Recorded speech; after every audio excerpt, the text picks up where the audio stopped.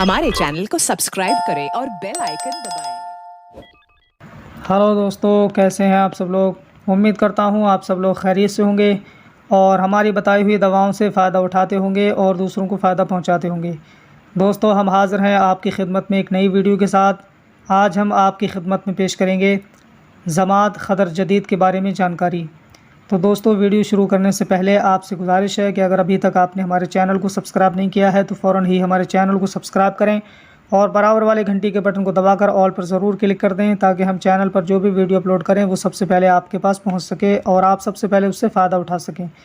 तो आइए दोस्तों, वीडियो को शुरू करते हैं। हम जिस नुस्खे के बारे में आज बात करने वाले हैं उसका नाम है ज़मात खदर जदीद। जी हाँ दोस्तों, ज़मात खदर जदीद ये कौन कौन सी बीमारियों को दूर करता है और इसको इस्तेमाल करने का तरीका क्या है और इसमें कौन कौन से अज्जा शामिल किए जाते हैं, इस टॉपिक पर आज हम बात करेंगे।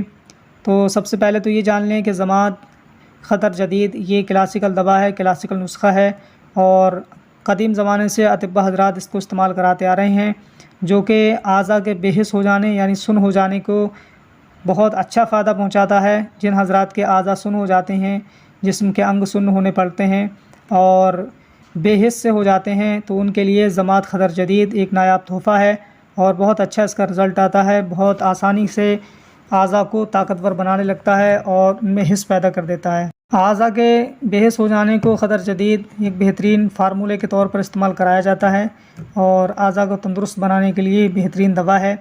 अगर बात की जाए कि इसमें कौन कौन से अज्जा शामिल किए गए हैं, तो इसमें फ़िलफ़िसिया है, आकरकरा है और करनफल है, फ़रफ्यून है और शूनीज़ है, ज़ंजबील है।